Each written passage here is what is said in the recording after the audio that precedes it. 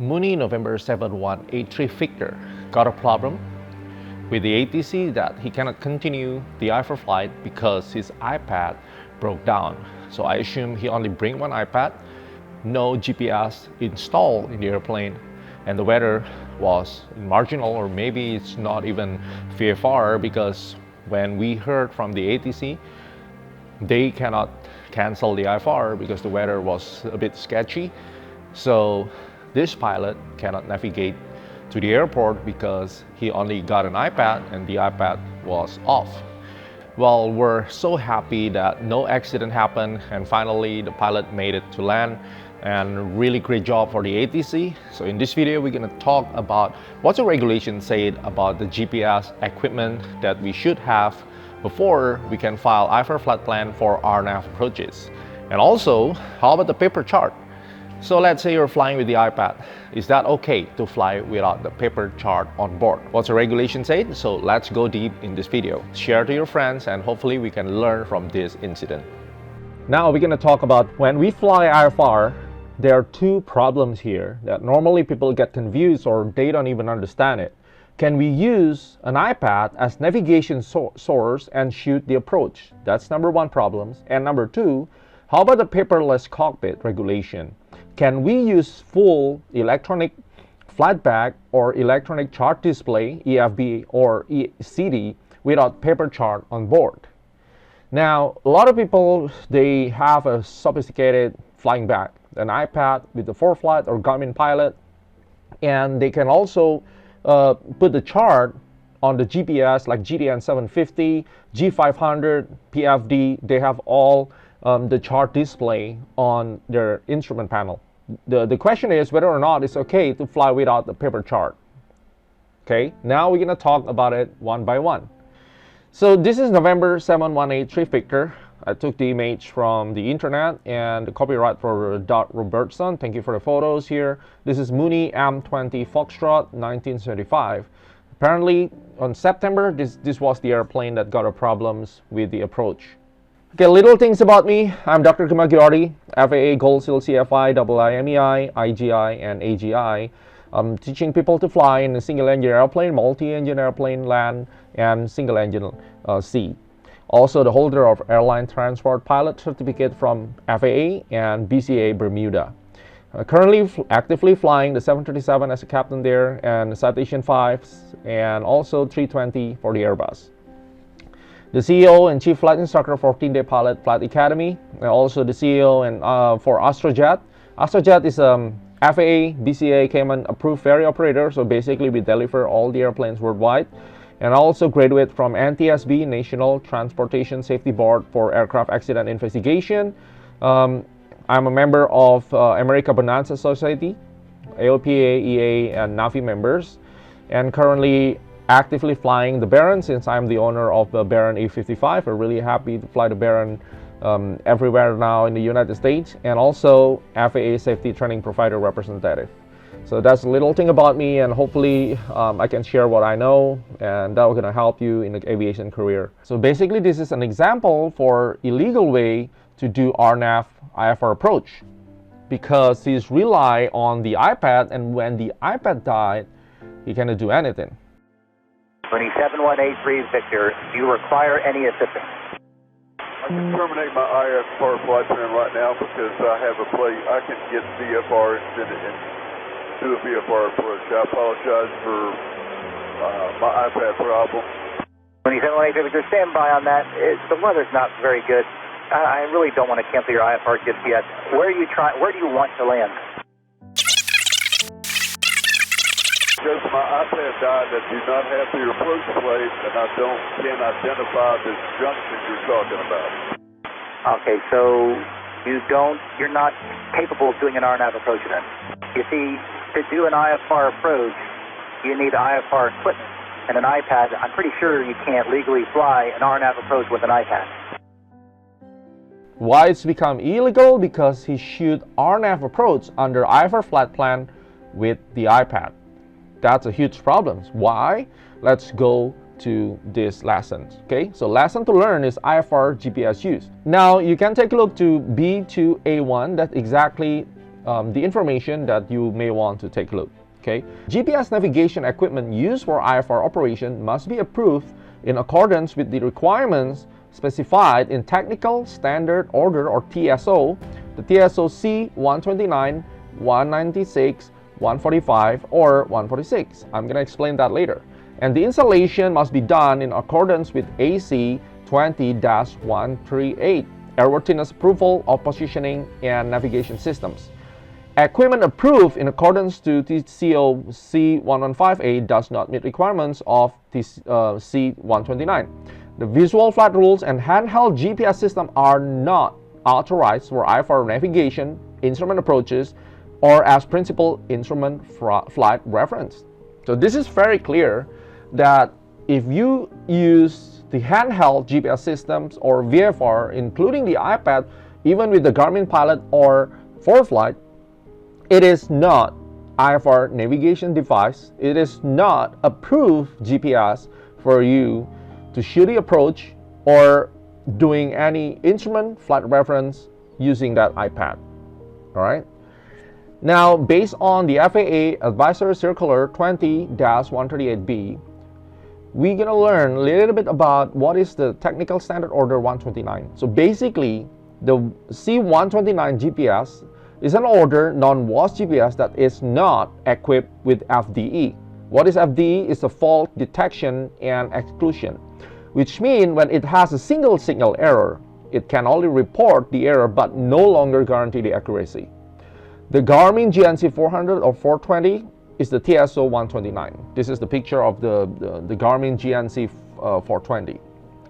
Aircraft using an augmented GPS for navigation under IFR must be equipped with the alternate approved and operational means navigation suitable for navigating the proposed route of flight. Example of the alternate navigation equipment include VOR, DME, DME-RU capability. So we need to have another navigation equipment installed in our airplane, just like VOR, if you're using non-WAS GPS. Now, when we talk about the TSO C145 and 146, this is a WAS GPS receiver that includes fault detection and exclusion, which means after a single signal error has been detected, flight operation can still continue with accuracy guaranteed using the remaining satellites available. Wow, that's a huge difference between these two, okay? But what is the main difference between 145 and 146? So the keyword here is the airborne navigation sensors is for C145, and for the 146, it's a standalone airborne navigation. Now, when we talk about the standalone, it means for the general aviation airplane, normally they don't have any other sources of navigation like RS or RU, okay?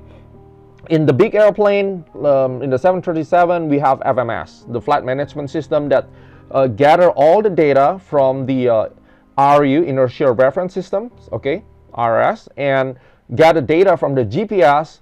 So it using some navigation sensors, a lot of parts become together into the GPS, okay.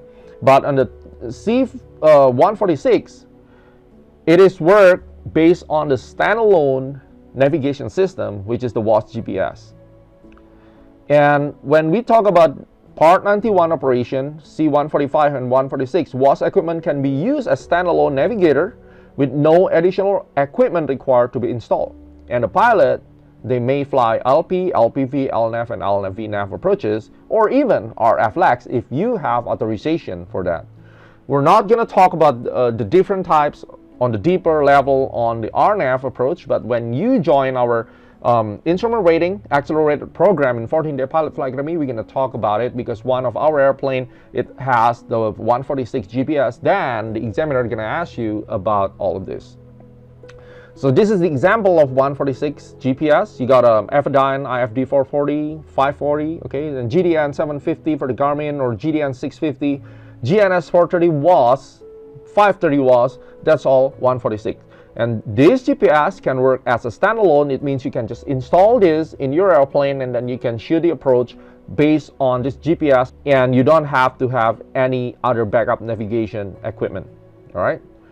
So Lesson to learn, then the iPad is not an approved GPS for navigation. Of course, that Mooney got a problems, not just because he cannot comply with the ATC, but he filed the IFR flight plan with the wrong equipment and not approved IFR equipment, and he may be able, and there's a possibility he only rely on an iPad, and the main problem is the iPad broken, so he just get lost. Luckily the weather wasn't too bad, it's just like on sketchy weather I believe, but as you know, the ATC he didn't cancel the IFR because for him the weather is like almost IFR, if I'm not mistaken. You know more, just shoot me a comment over there, okay? Now, how about the paperless chart? A lot of people think that, hey, I got an iPad, I got a lot of chart display, I don't really need to print anymore, okay? So basically there's a advisory circular 91-78. There's really good sources for you to see whether or not you should print the paper chart during the flight. So this is me when I fly the 737, even though there's FMS, I still print the chart. I'm more to conservative guy. I always print the chart because the chart paper never wrong. You can't have anything bad happen, unpredictable thing happen, but when you have the printed chart, it's never wrong. Okay, that's just me. If you want to follow me, that's good, but I always print the chart no matter what airplane I fly. I fly the small G airplane, I fly the big 737, I always print the chart. Now, when we talk about the EFB, an electronic display system intended primarily for cockpit or cabin use, EFB device can display a variety of aviation data like checklist, navigation chart, pilot operating handbooks, or perform basic calculations, okay, just like OPT. If you're flying the jets, you know there's a software called OPT. You can calculate all the takeoff performance and the landing distance, everything there. So that's EFB. And there are three classes of EFB, Class 1, Class 2, and Class 3. The portable one, they categorize as Class 1, and attached to mounting device is Class 2, and built into the aircraft, that will be Class 3. Now, regarding removal of paper from the cockpit for operation under Part 91, remember this is Part 91, EFB can be used during all phases of flight operation in lieu of paper reference material when the information display meets the following criteria. 1. The components or systems on board the aircraft which display pre-composed or interactive information are the functional equivalent of the paper reference material. That's pretty clear. Number 2. The interactive or pre-composed information being used for navigation or performance planning is current, up-to-date, and valid. So you need to get a current data to fly, to file IFR flight plan, to use the navigation during all operation under Part 91. Now, in flight use of EFB or ECD in lieu of paper reference material is the decision of aircraft operator and the pilot in command. So it's your decision whether you want to print it or not. For me, I have the decision. I always bring my paper chart. Now, if you take a look to the other point here, it is suggested that secondary or backup source of aeronautical information necessary for the flight be available to the pilot in the aircraft. Now, you know exactly that you need to have the secondary or backup source of aeronautical information. And also, if you refer to the other regulation that the pilot in command in Part 91, you should know all the information related to the flight. Okay? All information related to the flight as a pilot in command, that's your responsibility. Now, let's imagine you only have the iPad and then suddenly the iPad gone, and that moment, you lose all the information that you should know as a pilot in command. So, I mean, like, you cannot comply with that regulation because whatever the source that you have to gather all information is suddenly gone, right? So, the backup could be traditional paper-based or display electronically. So when I fly, I always bring 2 iPads and paper charts. So by rights, I already got 3 backs up. Okay, not to mention I got the 750 GPS in my Baron. I got a PFD 500 that can display the chart as well. Basically, I got 5 backups there to get all information. The AEC wants you to at least have 1 backup, not just 1 iPad and suddenly when it's gone, everything gone. All right. The general consideration. If you take a look here, it is suggested again secondary backup source of aeronautical information available to the pilot in the aircraft. The secondary of backup information may either traditional paper-based or display electronically by other means. Now, this is very interesting, okay? If you think that, hey, I'm gonna operate the airplane and switch everything into the digital version, remember, training should include privilege checks on the system to use its operational function on the EFB, the condition including phase of flight under which the EFB should not be used, and procedures for cross-checking data entry and computed information. This is the huge thing that people, they don't know. That even they use the Part 91, they should be familiar, they should get a training how to use the EFB. A lot of people, they're old, they're like baby boomers generation. They try to buy an iPad, get rid of the paper chart, and suddenly they just confused because they don't have any idea how to operate the iPad, how to operate the ForeFlight or Garmin Pilot. They're just confused. And suddenly they just push around and then head-on operation inside the clouds, and without realizing the airplane just flipped like that. Lost control because unfamiliar with the device, with the EFB. Now, operators transitioning to a paperless cockpit should undergo an evaluation period during which the operator should carry paper backups of the material on the EFB. So this is a crucial information here. The backup should be readily available to the crew. During this period, the operator should validate that the EFB is available and reliable as the paper-based system being replaced. Wow! And don't you think that, hey, I'm just flying the 172, I'm just flying the Baron, I just fly the King Air, I just flying the Boeing, I don't really have to conduct the training or has the SOPs for the EFB. That's not true.